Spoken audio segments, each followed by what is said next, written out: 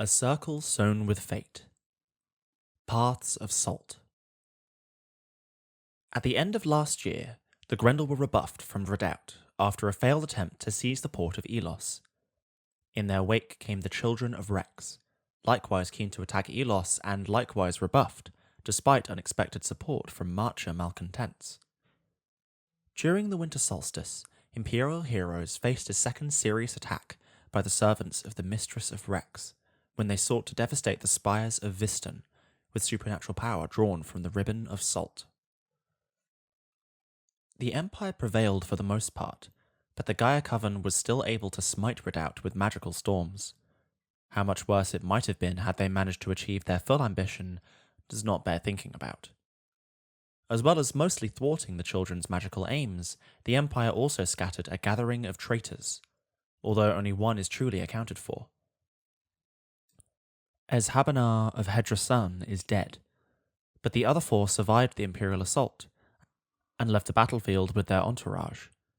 It's doubtful that the Empire has seen the last of them. Their knowledge of the Empire will no doubt prove a boon to the children when they plan raids against their former nations. Across the Bay of Katazar, from Feroz in the west to Mariv in the east, the air is thick with anticipation and anxiety. The Grendel Armada may have been forced to retreat from Redoubt without succeeding in a single significant raid, but they suffered little more than a bloody nose in the process.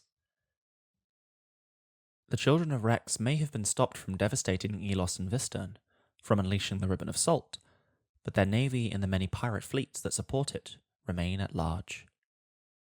Only the fortifications established in Sarvos, Spiral, and Necropolis, and a scattering of enchantments, protect against a surprise attack from the sea. The southern imperial coast represents rich pickings for the greedy pirates, and the conquest-hungry salt lords. Who knows where they will strike next? Out from the shadow of that red rock. While the Children of Rex are a pressing concern for the freeborn of Madruga and those left in Feroz, there is a simple, more pressing issue. 2 weeks after the winter solstice, news spreads like wildfire through Oren Sarai that a significant force of Grendel's soldiers have crossed the border out of Morias, marching directly towards the port town of Oran. At their head is Commander Gallam Firsach, the charismatic warlord who holds sway over Mora's Rock. It looks as if Gallam has emptied the garrison of the Rock, a cohort of Grendel's soldiers with fine arms and armour and evidencing remarkable discipline, even for the orcs of the Broken Shore. They ignore the villages along their route, ignore the freeborn they pass. Not that any of the freeborn in Feroz at the moment would have much chance of slowing the advance of what seems to be almost the entire garrison of Mora's Rock. They are an arrow, arching directly toward the western gates of Oran. In the midst of the Grendel force, there is a palanquin, within which rides the Wind Lord Sirsha, partner and lieutenant of Commander Firsach. This master of the Law of Sand is accompanied by her entire coven. It is clear she does not intend to allow her disability to either slow the forced march of the Grendel forces, nor prevent her from assisting her husband on their campaign. Along with a handful of siege engineers, it looks as if the Grendel have grown bored of waiting for Imperial diplomats and have decided to take matters into their own hands. The attack comes as a complete surprise, unanticipated.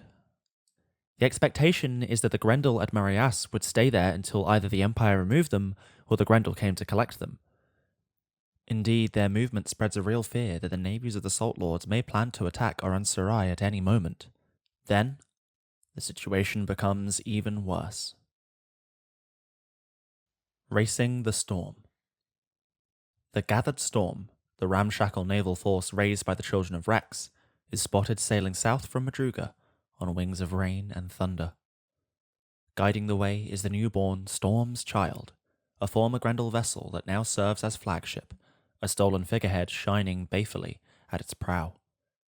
Its sails, and on the sails of many vessels that follow in its wake, bear the unmistakable design of a gaping shark's jaw. Drumbeats on the decks, and the pirate marines howl their defiance, their bloodlust, their yearning for plunder. The navy is supported by dozens of independent vessels.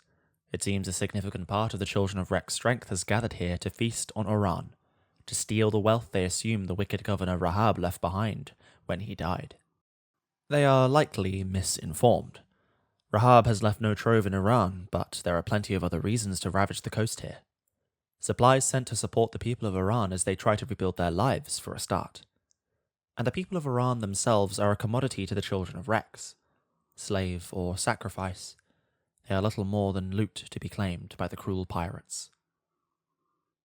As always, when the children move in force, the waters around their ships boil with the servants of Siaka, especially the monstrous Carcadons.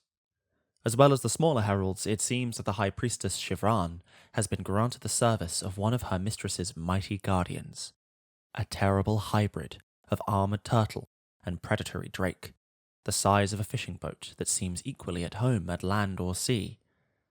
It will surely make short work of the patched-together defences of Iran, opening the way for the reavers and marauders to fall on the folk taking shelter behind the walls.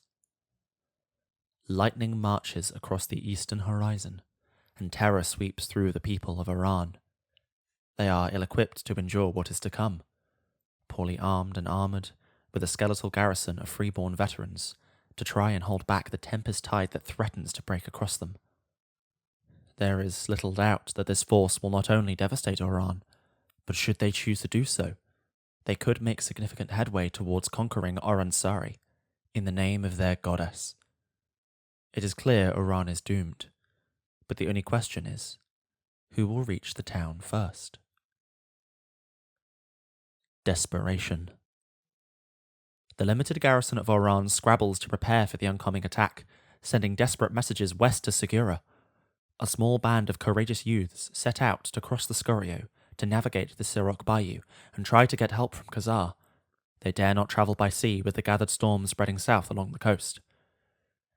There is little hope that these emissaries will achieve anything. There are no significant Imperial forces close enough to intercede, and the closest are already across the border into Rhinos. Under the Grendel, there were almost no freeborn left in the town.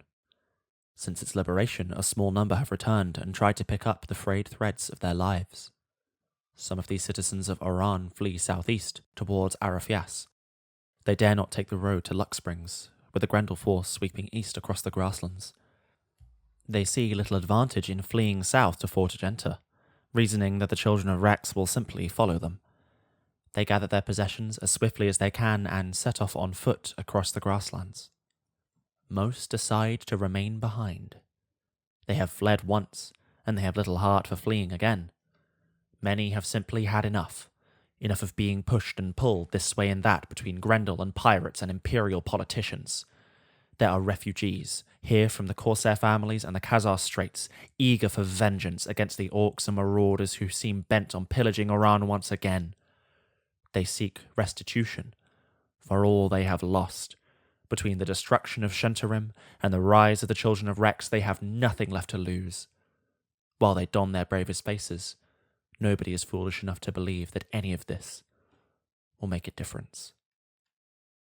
In the end, fate decrees that the two forces reach Iran at roughly the same time. Even as the Grendel approach the walls, the Children of Rex begin their assault against the quayside.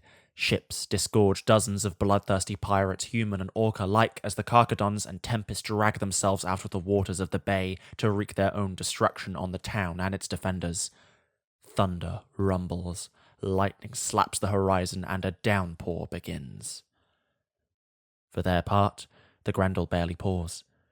It's been barely 6 months since the siege of Oran, when the Wolves of War systematically destroyed the defences the late and unclaimed Governor Rahab had established around his prize. The Grendel shatter the makeshift defences of the Western Gate, using an iron-bound ram in the shape of a great serpent. The soldiers accompanying it lock their great round shields above their heads, shielding themselves and the crew deploying the rune-bound ram from the arrows of the defenders. As the gate falls, the Grendel soldiers pour through. The Battle of Oran. The Grendel soldiers pour through, and they ignore the freeborn defenders. With Commander Fiersack at the front with his personal guard and a dozen veteran Stoneborn in dreadnought armor, they hurry towards the bay with the rest of the garrison at their heels. They've barely paused since they arrived outside Iran. This final few hundred yards is like the culmination of the trajectory they have carved across northern Faraz. Without preamble, with no battle howls or posturing, they fall on the children of Rex and cut them to pieces. The rest of the soldiers follow their lead, spreading out through Iran, killing pirates and heralds they encounter. Orc siege engines move the calm, swift precision to take command of several key locations. It seems these soldiers know the layout of Iran quite well, having visited several times during the Grendel occupation. They set up a number of ballistae, trained on the ships of the gathered storm, and begin to pelt them with javelin-sized bolts. In this they are shockingly assisted by what appears to be a dozen freeborn citizens of Iran, who seem to have been expecting the Grendel soldiers, and stand ready to assist them. It's clear the Grendel have a focused purpose here. As battle erupts across Iran, the Grendel make no effort to harm the freeborn trying to defend the town, unless they try to interfere. Anyone who tries to bar their way is given one chance to lay down their weapons, before being effectively struck down by the soldiers. They don't bother to execute anyone, and most of those they cut down are saved by their neighbours. They have no such mercy for the children of Rex. Any who fall to their blade are swiftly dispatched, their bodies left to bleed out in the gutters. Battle rages. Grendel against children with freeborn for the most part as onlookers.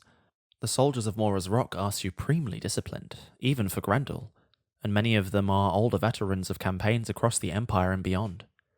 The children of Rex are little more than a rabble, a mass of pirates and marauders who barely trust each other. They are rivals rather than allies, and the Grendel, and the freeborn prepared to accept their aid, exploit this to divide them and dispatch them. The Corsairs who have committed to the defense of Iran have little love for Grendel, but they see which way the wind is blowing. They do not question the unlooked-for boons of Mistress Fortune, and waste no time in taking the fight to the children. While the Grendel form a wall of steel that closes slowly around the docks, the Corsairs are an unpredictable blade striking at the pirates without warning, and disappearing back into the streets or onto the roofs of the town before they know what it was that hit them. A major force of the invaders attempts to sack the Temple of Balo and the Black Bull. Another launches a raid against the remains of the Palace of Rahab. In both cases, the Grendel surround them once they reach their goals, and cut them to pieces. Those who manage to escape the killing grounds run straight into the blades and bouge of the Corsairs, who make short work of the fleeing marauders. After 3 hours of fighting, the children of Rex break. The survivors flee back into their ships as the gathered storm retreats back into the waters of the Khazar Straits, taking the foul weather with it. The soldiers cheer, voicing a single word 3 times. Dubtreg, Dubtreg, Dubtreg. Not the city of the Grendel, but the ancestor who built it. With the children of Rex on the run, the soldiers regroup and leave. After the rain. It falls to Windlord Saoirse, imperious in her armoured chair, to explain what has happened. Intelligence reached Commander Fiersack from sources that the children of Rex intended to assail Oran and seize the coast. The commander seized the opportunity to stop them, despite the costs, and acted accordingly. "We despise traitors," says the Windlord simply. "Before they were children of Rex, they gave themselves to Maelstrom, and deserve nothing but our contempt." There is some mention of fidelity and retribution, but it's clear that Saoirse has little interest in talk. With Iran safe, she says, the Grendel will return to their holdfast at Mora's Rock. The opportunity to stymie the children of Rex here is unlikely to come again. Without the advance warning delivered by the Ghost of the Sea, they would never have been able to react in time. The elements of the left-behind Grendel espionage ring they've drawn on are now burned, and they'll no longer be able to call on their expertise to help them as they did here in Oran. They suggest that if the freeborn wish to avoid being pillaged by the children, they make preparations themselves, or at least persuade their leaders to reach some sort of accord with the Grendel of Mora's Rock. And with that, they gather their dead and injured, and set off back west towards Morajas. Game information. Feroz. Feroz is under Imperial control. Madruga remains uncontrolled. The Grendel garrison protected Oranseri from the Children of Rex.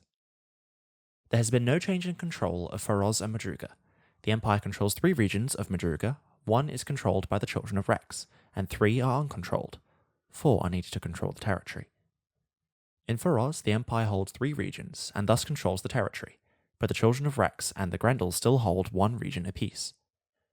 The Children of Rex attempt to conquer Oranseri and pillage Oran in the process, but the Grendel defenders of Mora's Rock use an opportunity to intercede.